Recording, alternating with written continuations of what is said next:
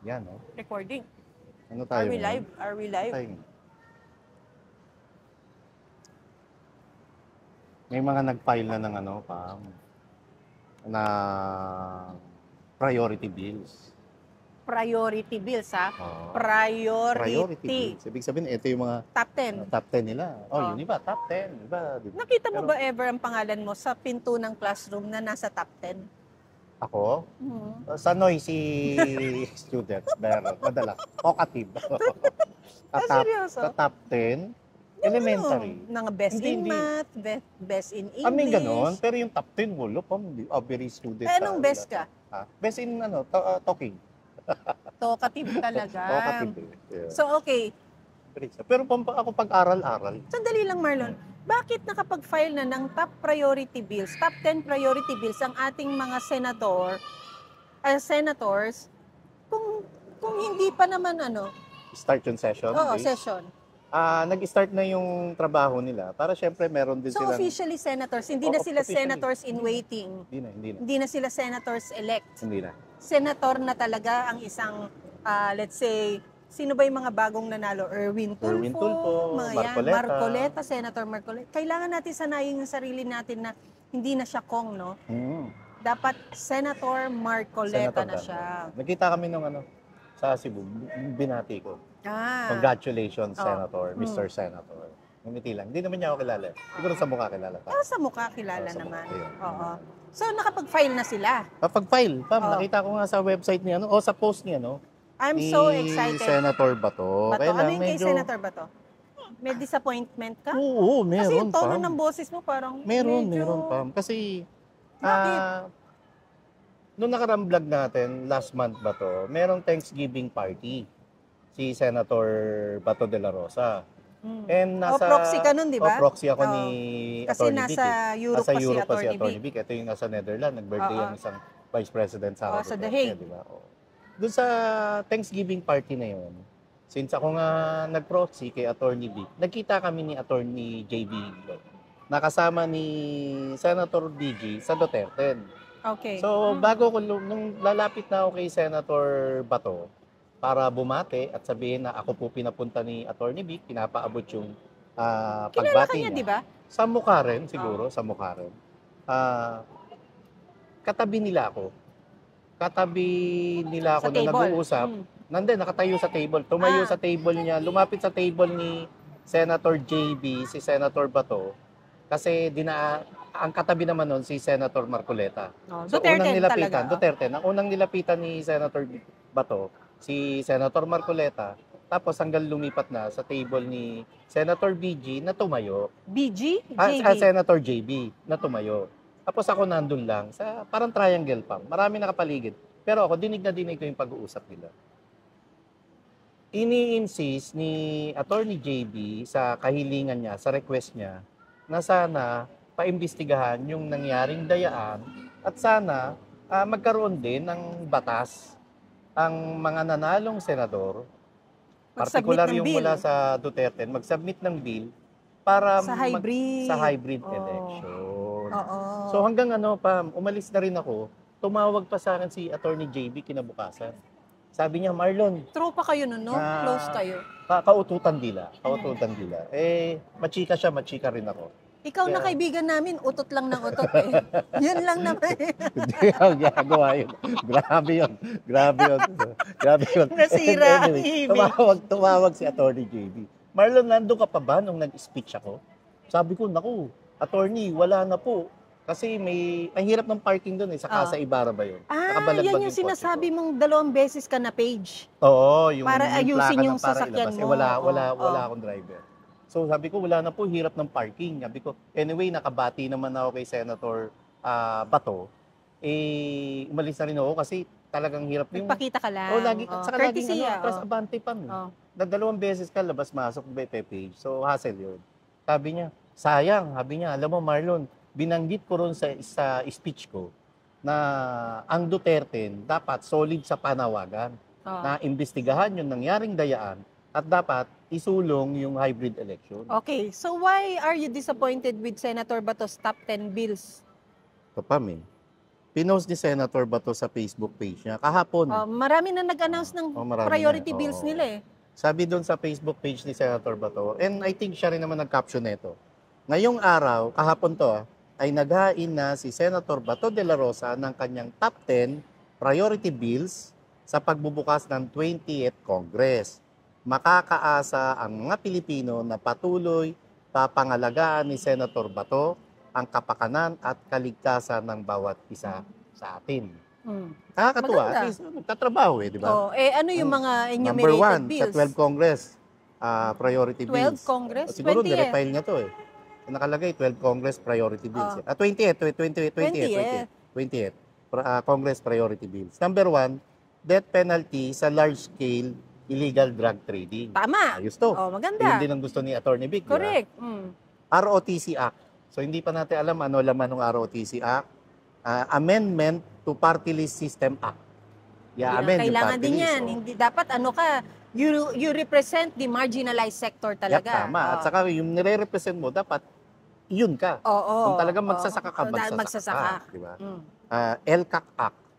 Okay. Ito. Sige. Diba? Jail Integration Act. Pwede rin. Sige. Diba?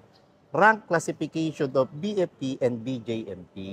Na-classify yung rango. Kasi ang PNP, related to sa number 5 niya, Jail Integration Act. 5 and 6, no? Magka-relate. Sa BFP, so yung rango, i-classify niya. Tapos meron siyang Anti-Drug Abuse Council Act. Maganda rin yan. Marami kasing biktima din talaga. Although meron na tayong meron na tayong yung sa PDEA, di ba? Anyway, maganda to. Basta patungkol sa ipinagbabawal na G, inaayunan natin. At lalabanan, aayunan natin. Amendments to Marawi Siege Victims Compensation Act of 2022. Maganda rin yan. Deserve naman talaga nila. Dapat nga, hindi lang compensation, pati livelihood, ibigay na, di ba? Rehabilitation at sahul. Pang number 9, Filipino Farmer Financial Assistance Program. Maganda rin yan. Para sa mga magsasaka. Yung mga binhi, masuportahan. Number 10, OFW Financial Literacy Act. Nasaan yung sa electoral? Yun ang wala. Kaya medyo nakakadismaya. Hanapin natin. Baka naman na kay BG, Marlon. Kasi di ba, naglabas na rin Senator Bongo. Okay. Kasi, sana. Oo. Hoping tayo. Top 10 priority bills ni Senator Bongo. Expanded tertiary education subsidy. Diyan naman talaga siya nakilala. Maganda yan. PhilHealth ID health card. Maganda yan. Diyos ko, it's high time naman na magkaroon na ng identification na anytime pupunta ka sa ospital, papakita mo lang, hindi ka nahahanapan ng kung ano-ano. At saka dapat RFID, dapat nga kasama na yan sa national ID system natin. Yes, di ba? Basta yung One ID system. Maganda. Regionalization of National Academy of Sports. Ito naman talaga. Basketballista pala to, no? Si BG. Mahilig silang maglaro ng basketball. Sila Alan Peter Cayetano, Joel Villanueva, si Sani Angara. Sila yan. Kaya yung malapit ang puso niya sa sports, di ba? So, New Medical Technology Law, number 4. Maganda rin yan. Kasi talagang yung Malasakit Center. Tama. Department of Disaster Resilience, tama lang, napapanahon, di ba? Tama. Ibukod natin para nakakonsentrate, nakapokus lang sila. Number 6, Indigent Job Seekers Assistance Program. Maganda rin yan. Maganda, di ba? Maraming matatalino na indigent, Marlon, at skilled tong mga to. Number 7, across the board wage hike. Tama. Pinaglalaban mo yan. Oo, naman. Number 8, mental health issues in SUCs. Or ano nga ang SUCs? State Universities, Colleges. Di ba? Oo. Okay din yan kasi maraming kabataan ngayon na yan ang issue di ba? For some reason, hindi natin alam bakit yung kabataan natin, Marlon, na kung tayo ay lumaki sa hataw at palo, never tayong sumigaw ng unfair. Yung unfair. This is depressive. Blah, blah. Well, anyway. Number 9, Rural Employment Assistance or Tupad Bill. Pwede. Sige, fine. Basta lahat ng kabubuti, okay yan. Natatakot ako mag-swipe kasi number 10, ine-expect ko about the hybrid electoral system. Number 10, tsan-tsaranan, Magna Carta for Barangays. Maganda rin, pero nasaan nga yung sa Kasi, hinahanap natin, bakit Marlon? Ano ba ang naging battle cry natin nitong nakaraang kampanya o election, di ba? Protect VP Sara. Correct. Not VP Sara as the person, but VP Sara as the representative and someone we all look forward to becoming our next leader to represent the Filipino sector, Correct. the Filipino Pandagdagan people. ko hindi lang nung nakaraang election, up to now. Pam, remember, maliban sa Maysug ngayon, kabi-kabilang mga SARA, all organizations, mga pro-SARA organizations, nagsusulputan. Na talagang, alam mo yun, para kasi mga kabuti. we all know all roads lead to Sara Duterte, di ba? And wala ang problema natin dyan, yung mga pinaglalaban natin sa kalsada, pag hindi na ipaglaban sa lehislatura, walang mangyayari. Ang ibig sabihin, kapag ka ang sistema ng halalan ay katulad pa rin nung nangyari nung nakalipas na eleksyon, madadaya ultimo si Vice President Sara Duterte, kaya dapat ngayon pa lang prioridad na ng mga Duterte senators, ang pagsasampa at pagsusulong ng panukalang batas na magkaroon ng hybrid elections, dahil kapag hindi nangyari to hanggang 2028, talo si Vice President Sara Duterte. So, ibig sabihin, Marlon, hindi pa rin makakaupo yung mga natitirang Duterte 7. Nandyan si Atty. Vic Rodriguez, dadayain pa rin yan, di ba? Kasi hindi yan paupuin dahil maraming alam at magaling na tao. Ang Bondok, sino pa yung mga natira? Si Hinlo, si Mata. Sino pa yun? Baka may naiwan ako, Marlon. Si Mr. Philip Salvador. Pastor Apollo Kibuloy. Diba? Na unti-unting naliliwanagan ang kaso, Marlon, no? Darating tayo later on sa kanya. Mag-vlog natin yan. Oo. May isa pa.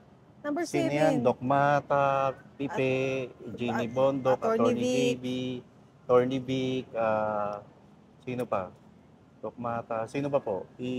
Paki-ano po sa comment Pastor section Kibuloy, na Pastor diba? Kibuloy. Yun ang malungkot, Pam, kasi aminin o hindi ng Duterte senators, gamit na gamit nila ang pangalan ng Vice President Sara Duterte. Ito pa, Marlon. Laging isinisigaw nila sa entablado, sa pangangampanya, na kailangan suportahan ng pamilya Duterte. Pero ngayong nakaupo kayo, bakit tahimik? Bakit wala sa prioridad nyo ang pagsusulong ng hybrid elections? Oo nga, no, Marlon? Ayaw naming isipin na ginagamit nyo lang ang pangalan ng Duterte. Ito, Marlon, may pag-asa pa, ha? Meron naman talaga.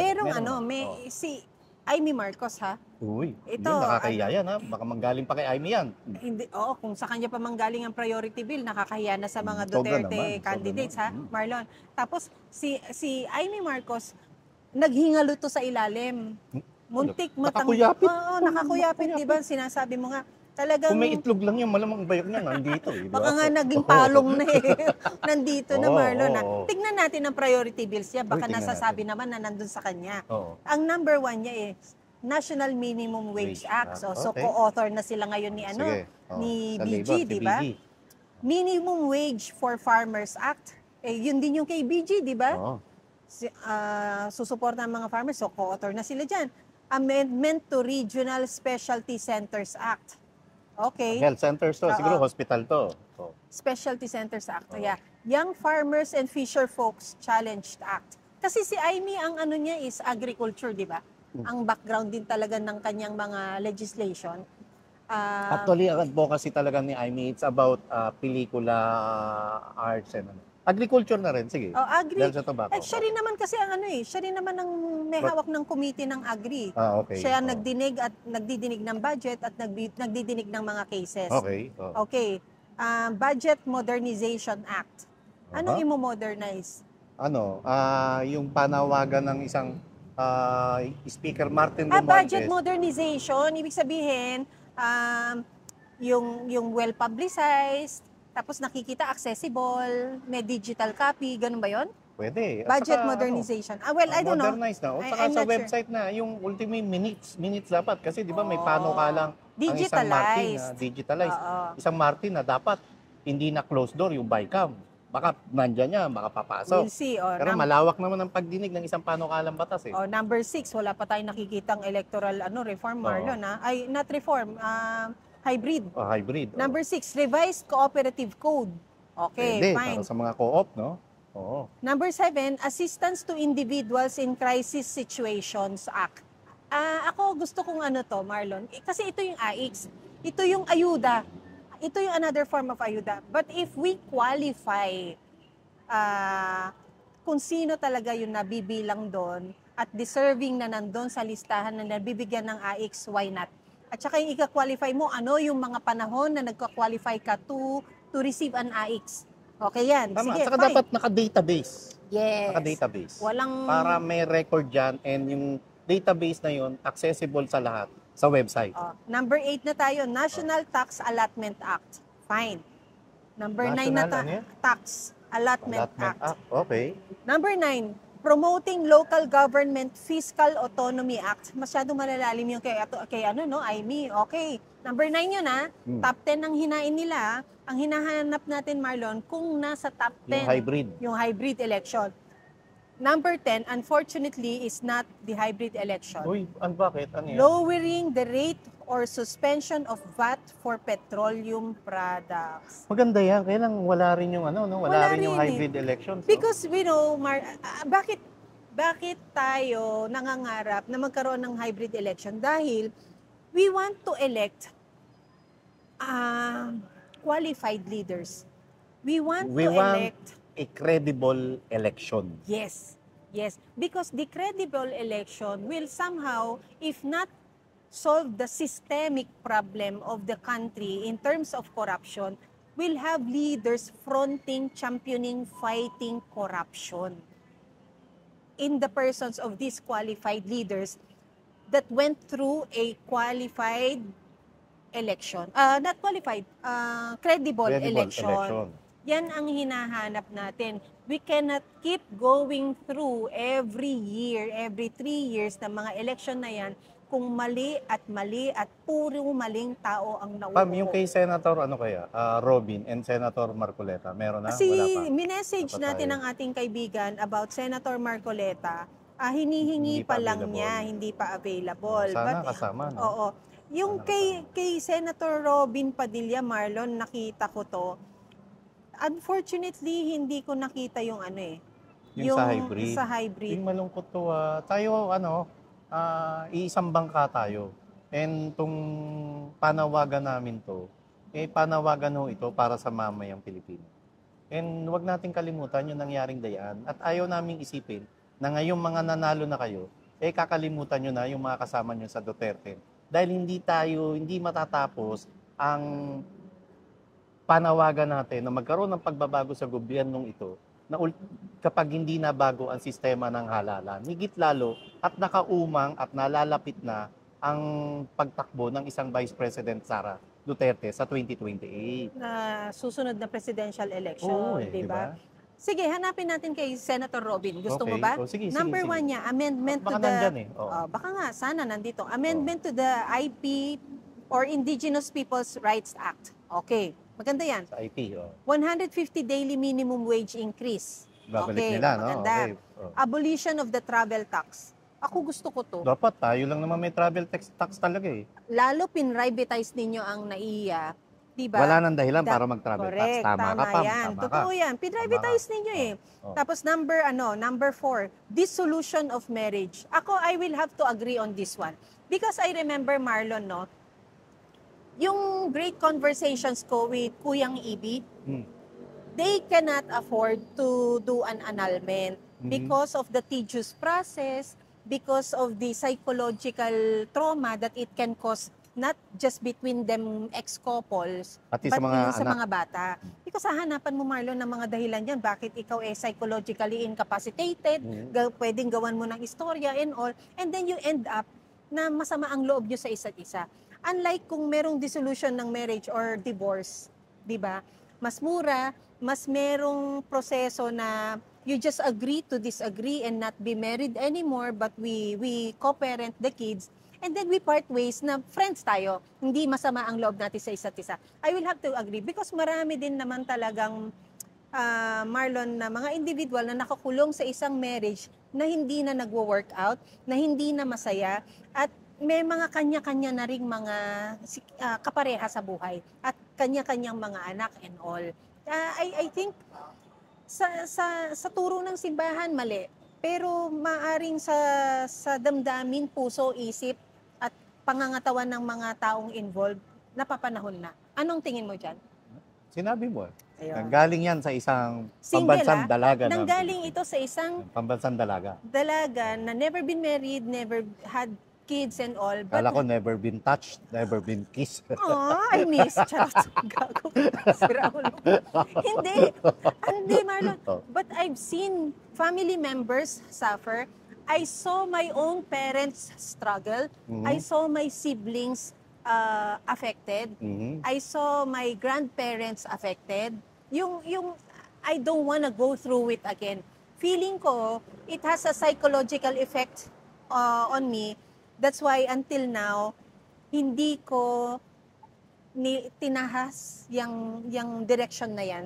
Yun, I think meron akong fear na ganun, Marlon, na feeling ko I will also go through it. That it had an effect on me psychologically na ayoko. Kasi nakita ko na eh. Kaya I somehow will have to agree and support itong top priority bill ni Senator Robin Padilla. Mahaba yan, daming debate niyan. Pero ako rin, pabor naman ako dyan. Ayoko na lang magsalita. Number 4 niya is dissolution of marriage. Number 5 niya, Marlon, legalization of medical cannabis. Ang daming bumabatikos dyan. Pero sa ibang bansa, acceptable to, Marlon. Pam, and lalo kung for medical purposes, di ba? Kasi Pam, marami akong kilala. Ang tatay ko, ang tatay ko namatay siya sa cancer. Pero hindi kami gumamit yan. Late ko na nalaman yan. Pero marami akong kilala na yung isa sa kapamilya nila, bago binawian ng buhay, ang kinamatayan, naging sani dahil sa sakit na cancer. Gumamit yan. Sabi ko, meron pala yan. Kasi malaking bagay, Pam, yung cannabis na pag ikaw pasyente ka, cancer patient ka, lalo kung terminally ill ka na kasi medyo high ka, tapos makakakain ka, yung pain management, Pam. Kasi nag-undergo tatay ko ng pain management, yung malaking morphine, may machine. Ganito ang machine siya eh. Noon. Pero to, ngayon iba na. 2004, 2005. Ngayon iba na eh. May iba na ng termino kayong gamit eh, di ba? May gamit na kayo eh. Pain management, yung morphine na yun. Tapos ang epekto ng morphine, Pam, nagli-blister yung balat.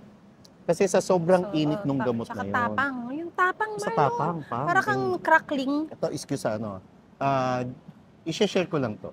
Yung sa prostate cancer ng tatay ko, yung tinanggalan na siya ng scrotum. Pam, alam mo, nakita ko, dahil sa sobrang init nung morphine, so wala na siyang scrotum, nakakatheter. Imagine niyo na lang po, hindi ko binibilad yung for medical lang to, topic lang natin. Don't be sorry. Yung tinanggalan na siya ng scrotum. Sa sobrang init Pam ng morphine na yun, alam mo, nagkaroon siya uli ng scrotum. Tapos, yung balat na yun na-stretch, alam niyo yung pagkaka-stretch yung balat, yung para kayong nagpalobo ng plastic balloon. Ganun, tapos yung blister na sa baba, namamanas na, tapos yung blister, yung talagang may mga... Yung parang cracklings nga, yung chicharon. Oo, Pam, yung mga bula-bula, dahil yun sa init ng morphine. Ngayon, okay yun, naiibsan yung sakit, yung pain na likha ng cancer. Pero kung mas may ibsan, dahil sa cannabis, bakit hindi? Bakit hindi? Masyado lang malisyoso, masyado lang madami utak ng iba nating mga Pilipino na nagpapaka-konserbatibo na bakit kailangan yan. Hindi. Basta for medical purposes. Payag ako dyan at sinusuportahan ko yan. Pero Marlon, this has to align with one's discipline in usage. Kasi 'di ba kagaya ng in-example ko nung minsan, halimbawa ang Pilipino kasi ang pinaka-problema talaga natin kaya hindi rin tayo umuunlad ang disiplina natin sa ating mga sarili. Ang sinabi ko 'di ba, pinaganda ang EDSA, nilagyan ng murals para hindi siya eyesore tingnan dahil sa kapaligiran, no? Kinabukasan, ngayon maganda yung murals mo. Kinabukasan, merong dick pic, 'di ba? Merong vandalism na pangalan ng iyong fraternity, 'di ba? Organisasyon, yung samahan. Mga organisasyon, yung mga kamao na ng mga makakaliwa and all, yung mga ganyan na yung binibigyan ka ng maganda, sisirain mo dahil wala kang disiplina sa sarili. Ito naman, sige, nilegalize, ginawang medical ang purpose ng paggamit nito, pero meron bang disiplina na hindi ito dayain? Na meron bang doktor dyan na magbibigay ng reseta na hindi nabayaran yung reseta? Or diba? aabusuhin ng sobra-sobra. Yung aabusuhin ng sobra-sobra. May family member ba na merong addiction na ang isa naman ay meron dependent because of the medical reasons na paggamit niyan, meron bang isang family member na mga abusong gagamit din? Yung mga ganon, it has to align with one's discipline. So dapat ito, dapat strong yung implementation ng batas na to. Tama. Oo, dapat yung implementation, yun ang i-strengthen. Ano next? Ang next niya is Unified Halal Certification System. Senator Robin is a Muslim, no? Yes, so I think this is also for him and his group. Number 7, establishment of Muslim prayer rooms. Tama rin to, Marlon. Alam mo, tumira ako sa UAE for a year, Marlon. Ano na yan mixed cultures na yan Meron makikita mo, may mga arrows dyan, Marlon. Kahit halimbawa sa daan, sa malls, makikita mo, may mga arrows pointing to where the Quran is. Hindi ko alam kung prayer room nila, prayer Hindi, kung halimbawa hindi sila umabot sa prayer room at inabot sila ng oras ng dasal, merong araw kung saan hindi ko po alam kung sunrise ba yun o sunset. Something like that. Tapos ang direction nila, doon sila luluhod. Kaya it should not shock you kung nasa Middle East ka na merong biglang parang nakaharap sa pader at nagsesesenyas, nagdadasal yon. Meron nasa floor na nakaluhod at sumasamba, nagdadasal yon. You have to respect that. Tama. So okay ako dito. Ako rin. Oh. Tapos number 8, Anti-Political Dynasty Act. Medyo diskumpiyad. Medyo hindi ko nakikita magfa-fly ito. Pero Pam, isusulong yan ng mga kumakalaban ngayon sa pamilya Duterte. And I heard, yung Makabayan Black, sinusulong na nila yan. I heard sinusulong na Then nila. we can, the law applies to all. Otherwise, none at all. Because if ito ay isusulong only to take down again the Dutertes, I don't wanna see Sandro Marcos. I don't wanna see Martin Romualdez. Romualdez. I don't wanna see Marcos. I don't wanna see the siblings of Sandro na nakaupo din, di ba? Correct. Mahabang debate. Mahabang debate ito. Number 9, naku, malapit na tayo sa 10, Marlon, ha? Hindi pa natin nababasa yung Number 9, amendment to the Early Years Act. Ano to? Sa retirement? Talaga ba? Yung ba yun? Hindi ko sure. I'm not sure. Okay, let's go to number 10. What are we expecting and waiting to hear? Yung hybrid election. Okay, number 10, creation of nursing homes for senior citizens. Maganda rin yan. Gusto ko to. Maganda rin yan. Kaya lang, doon sa 10 binanggit mo, sa 10 na pag-usapan natin, bakit wala pa rin yung hybrid elections? Wala. So, alam naman natin kung gaano, walang duda.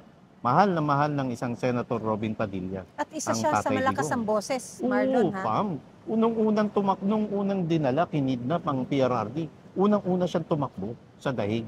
At nandun siya, sila ng may bahay niya, na si Mariel. Di ba? Dapat yung hybrid elections, kung mahal niyo si Vice President Sara Duterte, hindi tayo makontento sa pagsisigaw lamang. Hindi tayo makontento na kasama siya sa talumpati natin, sa mga pananalita natin. Dahil bilang mga senador, bilang mga mambabatas, ngayon yung ipakita na karapat dapat at marapat lamang na isulong na ang hybrid elections dahil ang hybrid elections ang pipigil para makaupo ang isang Vice President Sara Duterte bilang presidente ng Pilipinas. Wala, nakakalungkot lang. And sana yung mga katetet kay Ebon natin dito, samahan niyo po kami. Sabayan niyo po kami sa pagsigaw, sa panawagan, sa mga inaasahan nating mga Duterte senators, sa mga inaasahan nating Duterte senators, and iba pang mga congressmen, yung counterpart nila sa mababang kapulungan ng Kongreso, na sana maisulong ang hybrid elections. At yung mga basher dyan, please, wala po kaming ibang pakay dito, kundi isulong ang hybrid elections para pagdating ng 2028 presidential elections, hindi na maulit ang kababuyang pandaraya na ginagawa ng administrasyong ito gamit ang tanggapan ni COMELEC Chairman George Garcia. Yun, no? Wait lang, Marlon, ha? Okay. hanapin natin, kasi natulungan ng isang VP Sara ang Amy Marcos, di ba?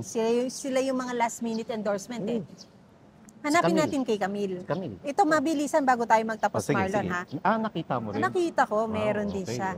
Number 1, an act establishing a cancer medicine and treatment assistance fund for indigent and unprivileged Filipinos. Pwede. Okay ako dito, Marlon, ha? But you know, there are the middle class like us na parang laging, alam mo yun, laging wala sa parte ng programa ng gobyerno, Marlon. Nangangailangan din tayo, nagkukulang din tayo, nasa-short din tayo. But then, sana hindi lang indigent and hindi lang underprivileged. Medisina para sa lahat.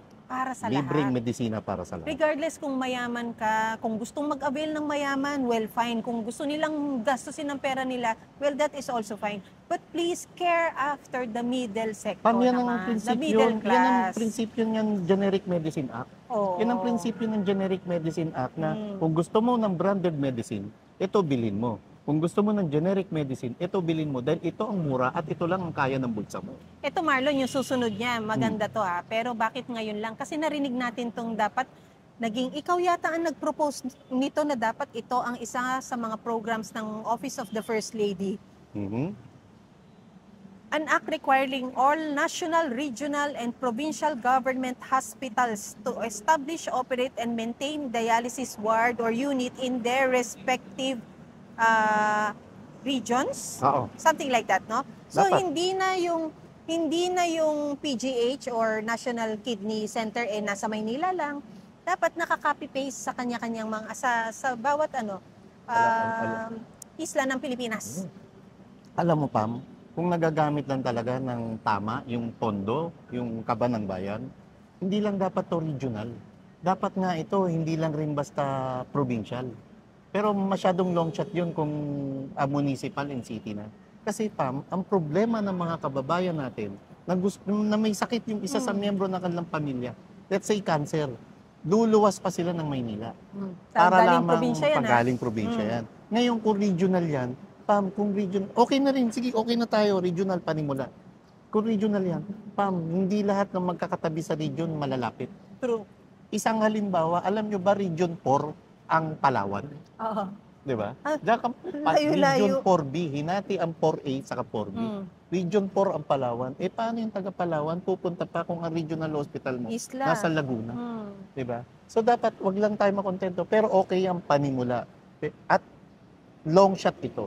Long shot ito sa pangarap natin na sana maging pangarap din ng gobyernong ito na sana ang mga specialty hospital hindi na lamang po sa Maynila at hindi rin sa regional na ating probinsya, kundi sa provincial na mismo na jurisdiction or sa city and municipalities. Imaginin mo yung struggles, Marlon, iluluwas mo yung may sakit, i-hotel mo yan, yung pagkain ninyo, mainam ka mo kung may pang hotel, paano kung nandun lang sa corridor o hallway ng ospital naglagi?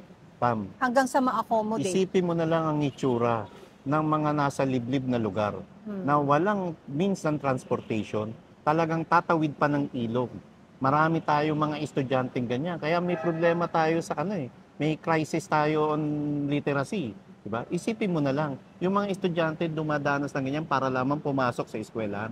What more kung meron isang miyembro ng iyong pamilya na itatawid mo pa ng ilog para ipapagamot mo ang iyong mahal sa buhay na may sakit. Number 3 niya, an act providing for protection of the remittances of OFW workers. OFWs. Okay.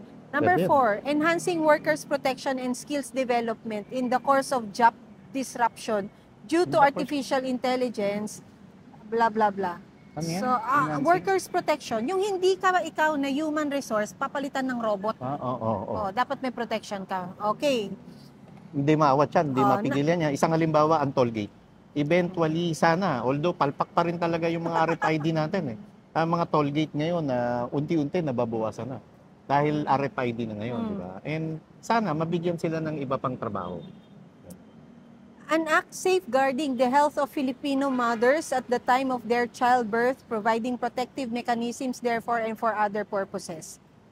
Maganda yan. Pabor ako dyan. Okay yan. Pabor ako dyan. Pabor ako dyan. An act providing for comprehensive, accessible, and affordable early detection and timely intervention services for children with special needs. Saludo sa'yo, Camille. Saludo dyan. Saludo sa'yo, Camille. And, yan yung advocacy mo, Marlon. Advocacy ko yan sa mga special na taong katulad namin. Yes. Special na lumalaban para sa inyo ring pinaglalaban. Tama. An act providing protection for children using the internet. I will have to agree on this one, Marlon. May ganyan si Pinlacson na talaga ba? Ko, na pagbabawal yung na gumamit sila ng Facebook, yung ibang mga social media platform. Actually, hindi rin yung Facebook, Marlon. Yung access TikTok nila, at least alam nating yung wall? May wall na hindi easily accessible ang porn sites. Yung mga ganyan na wala yung mga crime sites or whatever you call it, no? But then, ito ang mabilis na pumapasok kasi porn sites eh. Marlon, dyan laging accessible. Minsan yung pop-up ads mo, di ba? Yun yung nagkokos ng yung nagpipik ng curiosity ng maraming bata. Ang problema kasi sa mga magulang ngayon, kasi hindi, although yung bunso ko talagang addict pa rin sa laro, no? Guilty rin ako dyan eh. Guilty as charged. Pero problema lalo ngayon yung mga may toddler pa lang na mga anak. Ang problema ng mga magulang ngayon, nangihiram na rin sila ng yaya sa pamamagitan ng internet, sa pamamagitan ng social media, ng tablet, na para tumahimik yan, iuupo mo yan dyan, gano'n eh. Kaya mga bata ngayon, Marlon, bigyan mo ng gadget, alam gamitin, no? Alam na. So, mahabang usapin yan at dapat maraming mga eksperto, ang medical expert ang magbigay ng mga inputs dyan side, pero inaayunan natin dyan. Kung sa tingin natin na de-deprive ang bata, so be it. Kung para naman sa kinabukasan nila at kagalingan nila, paglaki nila, sinusuportahan natin yan. Medyo mahaba, Marlon, no? Pero reading 8 to 9, wala po ang hybrid election. Yan malungkot, no? Natulungan to ni VP Sara sa last minute endorsement nito. Wala. Sana lang. Manawagan po tayo, nananawagan po kami rito sa third floor studio na kayong mga binoto namin na Duterte, senators, kayong mga sinuportahan ni Vice President Sara Duterte at kayong mga sumisigaw hanggang ngayon na mahal nyo ang Pangulong Rodrigo Roa Duterte at si Vice President Sara Duterte, 10 ng kanyang pamilya, na please, gamitin nyo ang plenaryo, gamitin nyo ang Senado, at gamitin nyo ang trabaho nyo bilang mga legislators na isulong ang panukalang hybrid elections ngayong 2028 dahil ulitin namin na kapag hindi naging hybrid ang eleksyon at kapag hindi na imbestigahan yung nakalipas na naganap na dayaan sa nakalipas na halalan, mauulit at mauulit ang gagawing pangwawalangya ng COMELEC at ng gobyernong ito come 2028 presidential election. Okay, sige. Ibahid natin ng konti yung tono ng panawagan. Let's not make it about the Dutertes. Kasi yung panawagan na protektahan si VP Sara, people would think na it's just about VP Sara.